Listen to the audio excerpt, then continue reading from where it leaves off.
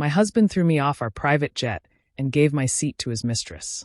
He left me standing alone on the tarmac, humiliated, broken, like I was nothing. What he didn't know was that I built his entire empire. Every single brick, every single pound. And in 72 hours, I was going to take it all back and watch him lose everything.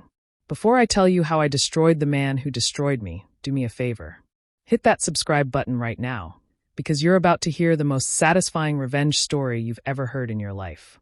Drop a comment and tell me, what would you have done? And if you've ever been underestimated by someone you loved, this story is for you.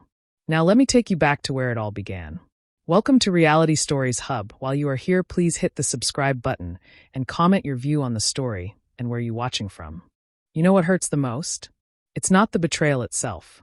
It's the moment you realize that the person you built everything with never saw your worth. But I'm getting ahead of myself. Let me start from the beginning, because you need to understand how I went from being someone's wife to becoming the woman who took back everything she deserved. My name is Amara. 13 years ago, I met a man named Julian Torres in London. I was 25 years old, working 3 jobs just to pay off my university debt. My mom worked in a bakery her whole life. My dad was a taxi driver who worked nights so we could have a better life.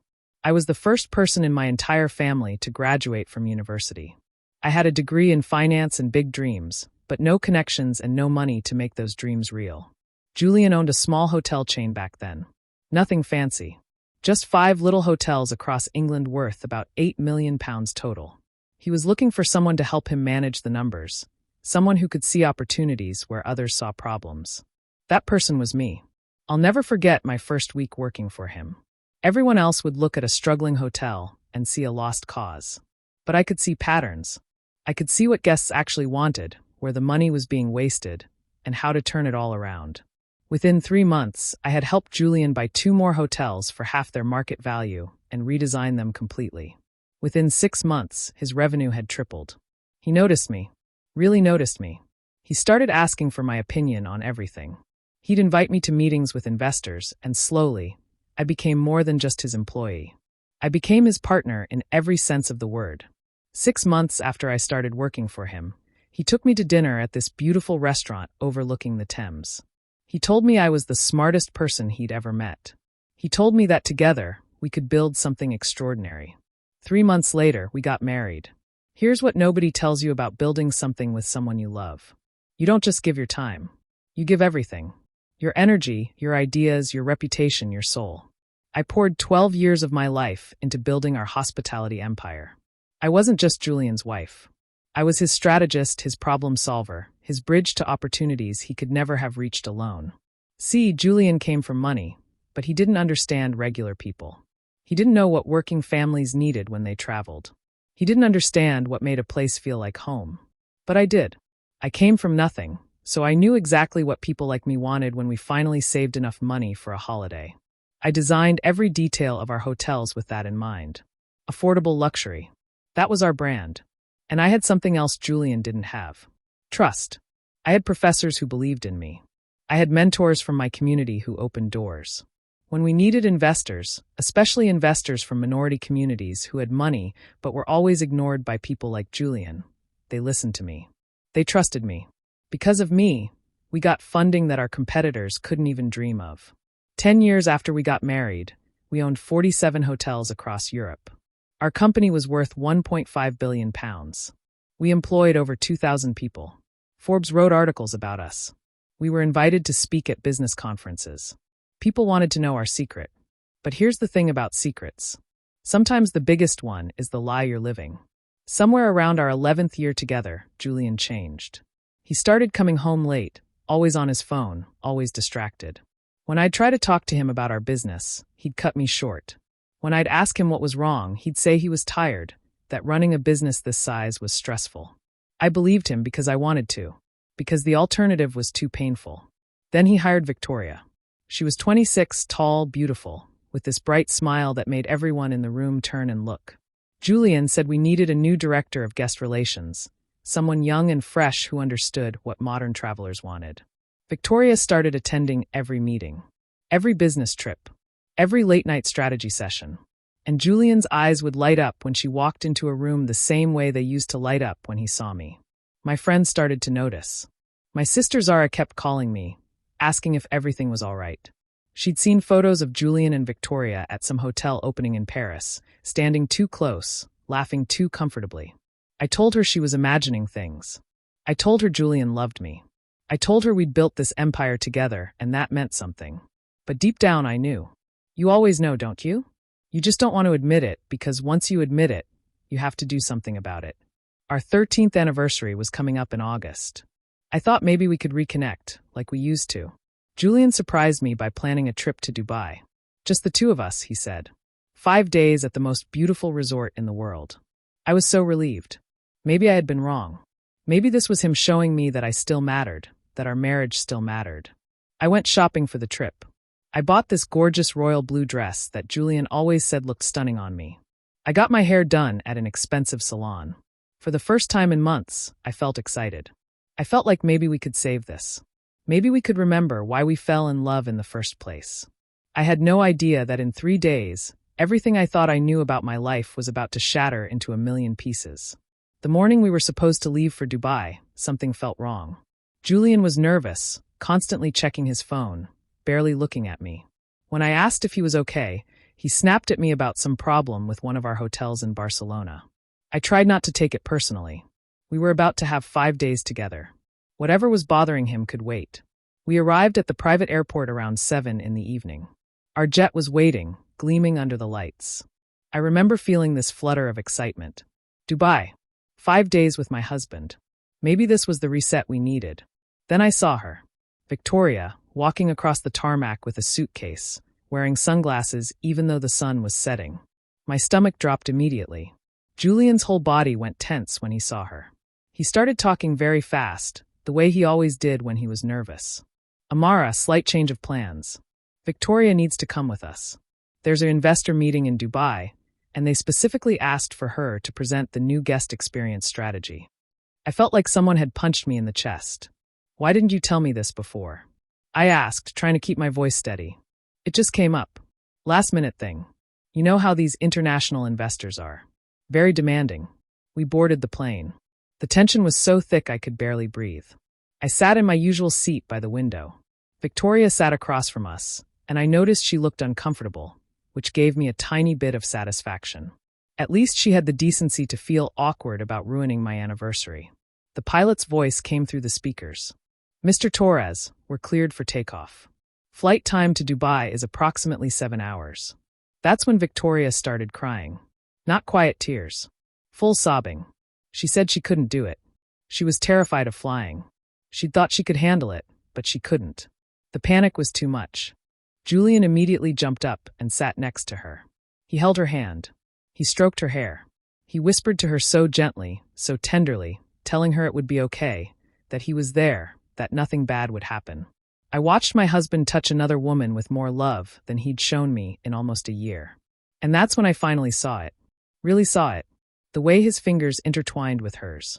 The way she leaned into his chest like she belonged there.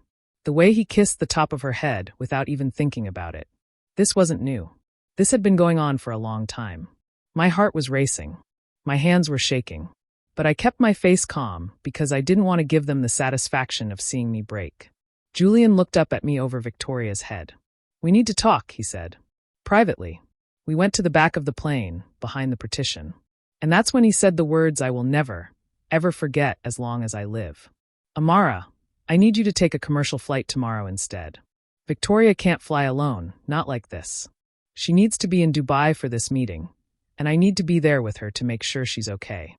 I actually laughed. I thought he was joking, but his face was completely serious.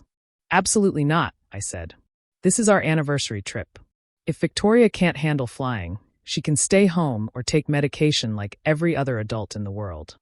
You're being selfish, he said, and his voice was cold. This meeting is worth £35 million.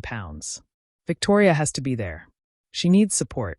Then you stay with her and I'll go to Dubai alone, I said. He looked at me like I'd suggested something ridiculous. The investors need me there. You know that. Then why do they need Victoria if you're going to be there? I asked. He didn't have an answer. He just stared at me. The pilot announced we needed to take off in 5 minutes or lose our departure slot. Please, Amara, Julian said, and now his voice was irritated. Don't make this more difficult than it needs to be. Just take a commercial flight tomorrow. I'll make it up to you when we get back. If I get off this plane, I said slowly, I'm not coming to Dubai at all. Fine, he said. That's your choice. He actually called security. He had 2 men come onto our private jet and escort me off. Me, his wife of 13 years. The woman who had built his empire from 8 million to 1.5 billion. They took my bags, walked me down the stairs, and left me standing on the tarmac. I stood there watching the engines start. Through the window, I could see Julian sitting next to Victoria, his arm around her shoulders, comforting her. The plane started moving. And then it lifted off into the night sky, and I was left standing there alone under the airport lights, feeling like my entire world had just collapsed. The driver didn't know what to do. He kept asking if I wanted to go home. I couldn't even speak. I just nodded. When I got home, I called my sister Zara. She came over immediately. And for the first time in over a year, I stopped pretending. I stopped making excuses. My husband was having an affair, and he had just humiliated me in the worst possible way. Zara held me while I cried, and then she asked me the question that changed everything. So what are you going to do about it? I didn't sleep that night. Not even for a minute. Instead, something shifted inside me. The heartbreak was still there, crushing my chest, making it hard to breathe. But underneath it, something else was growing. Anger. Clarity. Focus. See, when someone breaks your heart, you have 2 choices. You can fall apart, or you can get sharp. I got sharp. I sat at my desk at 3 in the morning, staring at my laptop screen, and I remembered something important. Something Julian had forgotten in his arrogance. I had built every single system in our company. Every database, every financial structure, every digital process. I had administrative access to everything. Access Julian didn't even know existed because he never paid attention to the technical details. He was too busy being the face of the company while I did the actual work. I started digging. Bank statements, email accounts, contract files, offshore accounts. The more I found, the colder my blood ran. Victoria wasn't just his mistress. She was 5 months pregnant. Julian had bought her a £2 million flat in Kensington using company money. Not his personal money. Company money. Which meant he was stealing from our investors, from the people who had trusted us with their savings and their dreams. But it got so much worse. I found evidence of fraud going back 3 years. Julian had been creating fake supplier invoices, inflating renovation costs, and moving money into offshore accounts in the Cayman Islands. We're talking about £93 million. £93 million that he'd stolen and hidden, building himself a safety net so he could leave me and start a new life with Victoria. My hands were shaking as I downloaded everything onto an encrypted drive. Every bank transfer. Every fake invoice. Every email between Julian and Victoria where they talked about their plans, about the baby, about how much longer they had to keep pretending. Here's something I learned early as a Black woman in the business world. You document everything. You trust your work, not people's promises. You keep records because the world will always try to tell you that you're remembering things wrong, that you're being emotional, that you're imagining things. But you're not. You never are. At 6 in the morning, I called my mentor, Patricia. She's a corporate lawyer, one of the toughest women I've ever met. She helped me when I was first starting out, believed in me when nobody else did. I sent her everything I'd found, and she called me back within an hour. Amara, she said, and her voice was serious. This is criminal fraud. Wire fraud, tax evasion, investor fraud. With this evidence, he's looking at serious prison time. What do you want to do? What did I want? I wanted him to feel what I felt standing on that tarmac. I wanted him to understand what it meant to be thrown away like garbage. But more than that, I wanted justice. I wanted to take back what was mine. This company existed because of me. My ideas. My work. My relationships. My reputation. Julian had treated me like I was replaceable. He was about to learn exactly how wrong he was. Patricia and I spent the entire weekend building a case. On Monday morning, Julian sent me a text. We need to talk when I get back. I replied, yes, we do. He wanted to meet on Friday. I said Wednesday. At the office. He probably thought I was going to cry and beg him to save our marriage. He had no idea what was coming. On Monday and Tuesday, I did something Julian never expected. I met individually with every single person on our board of directors. These were investors I had brought to the company. People who had watched me turn their money into gold for over a decade. People who trusted me more than they trusted Julian, even if they'd never said it out loud. I showed them everything. The fake invoices. The offshore accounts. The stolen money. They were horrified. Their investments were at risk. The company could face criminal charges. Everything we'd built could collapse.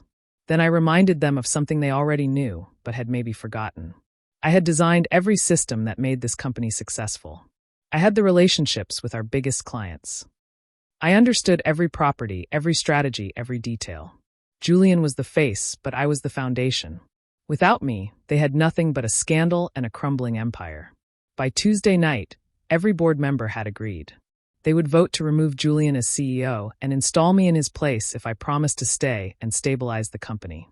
I told them I would, but only if they acted immediately. I also filed for divorce on Tuesday. And I filed a lawsuit against Julian for theft of intellectual property. All those systems I'd built, all those strategies I'd developed, I'd been smart enough to copyright them under my name years ago. Patricia had insisted on it, and I'd listened. We also filed complaints with the Financial Conduct Authority and notified the tax office about the fraud. Everything documented. Everything airtight. Everything ready. On Tuesday night, I packed up Julian's things from our home. His clothes, his watches, his papers. I put them in boxes by the door. Then I changed all the locks. This was my house too. I'd paid for half of it with money I'd earned. He wasn't going to walk back in here and pretend everything was fine. I didn't sleep Tuesday night either. But this time, it wasn't because I was heartbroken. It was because I was ready. Ready to face him. Ready to take back everything he'd stolen. Ready to show him that the woman he'd thrown away was actually the only thing holding his world together. Wednesday morning, I woke up early, put on my best suit, and drove to the office. It was time to remind Julian Torres exactly who had built his empire. I walked into that office building on Wednesday morning feeling like a completely different person than the woman who'd been escorted off a plane 5 days earlier. My heels clicked against the marble floor. My head was high. I wasn't walking into my husband's company anymore. I was walking into mine. Julian was already in his office. Through the glass walls, I could see him at his desk, probably preparing some speech about how the affair didn't mean anything, how he still cared about me, how we could work through this if I just stayed calm and stopped being so emotional. I didn't knock. I walked right in and closed the door behind me. He looked up, and for a second, I saw something in his eyes. Relief, maybe. Like he thought this was going to be easy. I didn't sit down. I didn't smile. I walked up to his desk and slid a folder across it. "I'm not here to talk about Victoria," I said. My voice was steady. Calm. "I'm here to talk about the 93 million pounds you've stolen." The color drained from his face. Completely. He looked like someone had just told him his worst nightmare was real. He opened the folder. Page after page of evidence. Bank transfers to offshore accounts. Fake supplier invoices.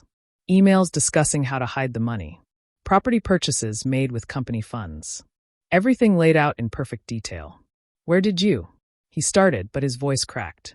"I built every system in this company," I said. "Did you really think I didn't have access to everything?" He stood up, tried to look authoritative, tried to take control of the situation. "Amara, let me explain. This isn't what it looks like." "Really?" "Because it looks like fraud. It looks like you've been stealing from our investors for 3 years. It looks like you bought your pregnant mistress a flat with money that didn't belong to you." His face went white. "How do you know about that?" "I know everything, Julian. The question is, what are you going to do about it?" He tried to change tactics. His voice got softer, more pleading. "Look, we can fix this. We can work this out between us. You don't need to involve anyone else." "I'm not involving anyone else," I said. "I already did. The board has seen everything. The Financial Conduct Authority has been notified. So has the tax office. And the board has asked for your resignation. They want it by 5 o'clock today." He actually laughed. "You're insane. They would never do that. I built this company." "No," I said, and my voice was ice cold. "I built this company. You were just the face of it. And now the face is going to jail for fraud." "You can't do this," he said, and now he was getting angry. "You're my wife." "Actually," I said, "as of Monday, I'm your ex-wife." Divorce papers were filed. And as of 9 o'clock this morning, I'm the new CEO. The board voted unanimously an hour ago. I'd arranged for security to be waiting outside. I'd warned them this might get ugly. When Julian started yelling, when he started threatening me, telling me I was nothing without him, that he'd made me, that I'd regret this, I simply nodded to the camera in the corner. 2 security guards came in. They weren't rough with him, but they were firm. They took his access cards, his company phone, his keys. "You left me on that tarmac like I was garbage," I said as they walked him to the door. "Now you know exactly how it feels to be thrown away." He was still shouting as they escorted him down the hallway. I could hear him all the way to the elevator, yelling about how I'd stolen his company, how I'd pay for this, how I was vindictive and cruel. I sat down in his chair. My chair now. And I didn't feel guilty. I didn't feel bad. I felt like I'd finally stopped carrying a weight I'd been holding for 13 years. The news broke that afternoon. Hotel magnate Julian Torres under investigation for fraud. The business press went crazy. Reporters were calling. Investors were panicking. But I was ready. I did 3 interviews that day. I explained that the company was stable, that I'd discovered the fraud early enough to protect our investors, that I was implementing new oversight and transparency measures, that our hotels would continue operating normally, that I had personally built this company and I would personally ensure its future. By the end of the day, the panic had settled. Investors were relieved that someone competent was in charge. Employees were grateful that their jobs were secure. Our stock price, which had dropped in the morning, recovered by evening. Victoria disappeared. Just vanished. I heard later that she'd moved back to wherever she came from. Turns out when there's no marriage and no money, mistresses tend to lose interest pretty quickly. Julian's lawyers tried to fight. They claimed I'd orchestrated some kind of corporate coup. They tried to argue that the evidence was obtained illegally. But Patricia had made sure everything was done by the book. Every access I'd used was legitimate. Every document I'd downloaded was something I had legal rights to see. The fraud was real, and the evidence was overwhelming. 2 months later, Julian pleaded guilty. His lawyers had explained that if he went to trial, he'd get 20 years. If he pleaded guilty and cooperated, he might get 8 to 10. He took the deal. I didn't go to the sentencing. I didn't need to. I'd already won. But Patricia went, and she called me afterward. 12 years, she said. He got 12 years. I felt something then. Not satisfaction, exactly. Not revenge. Just closure. Justice. The feeling that the world had finally balanced itself out. "Thank you," I said to Patricia. "For everything. You did this yourself, Amara," she said. "I just helped you execute it. The strength was always yours." In the 6 months after I became CEO, something extraordinary happened. The company didn't just survive. It grew stronger. We thrived in ways we never had when Julian was in charge. I took us in a completely new direction. Instead of just building luxury hotels for wealthy travelers, I started a new division focused on affordable boutique hotels for working families. Places where regular people could feel special without spending their entire savings. I remembered what it was like to be that young woman working 3 jobs, dreaming of a holiday but never able to afford one. I built hotels for people like that, for people like I used to be. I also started a program to support women entrepreneurs in the hospitality industry. Women who had brilliant ideas but no access to capital or mentorship. I gave them both, because I remembered what it felt like to have talent but no opportunities, to have vision but no one willing to give you a chance. Within 6 months, our company value had increased by 35%. Forbes did a feature article about me, the woman who rebuilt an empire. They interviewed employees who said morale had never been higher. They talked to investors who said they'd never felt more confident in the company's future. I made my sister Zara my chief operating officer. She'd been working in hospitality management for years, and she was brilliant. Together, we rebuilt the company into something better. Something that actually meant something beyond just making money. One afternoon about 8 months after everything happened, I was in my office reviewing plans for our new hotel in Manchester when my assistant told me someone was asking to see me. She looked uncomfortable. "It's Julian's mother," she said quietly. "She doesn't have an appointment, but she says it's important." I'd always liked Margaret. She was a kind woman who'd welcomed me into their family. She'd never treated me differently because I came from a different background. After everything happened, she'd sent me a letter apologizing for her son's behavior. "Send her in," I said. Margaret walked in looking older than I remembered. Tired. She sat down across from me, and I could see she'd been crying. "I won't take much of your time," she said. "I just wanted to say thank you." I was confused. "Thank you for what?" "For not destroying him completely," she said. You could have pushed for the maximum sentence. Patricia told me that. You could have made sure he went away for 20 years. But you didn't. You let him take the plea deal. I hadn't thought about it that way. I just wanted it to be over. He's my son, Margaret continued. And what he did to you is unforgivable. But he's still my son, and someday he'll get out of prison and have a chance to rebuild his life. That's because of you. I didn't know what to say. I didn't do it for him, I finally said. I did it because dragging it out wouldn't have helped anyone. I know, she said. But I wanted you to know that kindness didn't go unnoticed. And I wanted you to know how proud I am of what you've built. Julian took credit for your work for years. Now the world knows the truth. That it was always you. After she left, I sat at my desk for a long time, thinking about everything that had happened. About the woman I'd been 13 years ago, drowning in debt, desperate for an opportunity. About the woman I'd become, building someone else's dream while forgetting my own worth. About the woman I was now, finally standing in my own power. 9 months after taking over as CEO, I was invited to speak at a business conference in Singapore. They wanted me to talk about leadership and transformation. As I stood on that stage looking out at hundreds of faces, I realized something. This was the moment I'd been preparing for my entire life. The most dangerous thing you can do, I told them, is mistake someone's dependence on you for your dependence on them. For years, I thought I needed my husband. I thought our success was shared equally. But the truth was he needed me. My work, my relationships, my vision. When he threw me away, he threw away the foundation of everything he'd built. After my speech, dozens of women came up to me. They told me their own stories.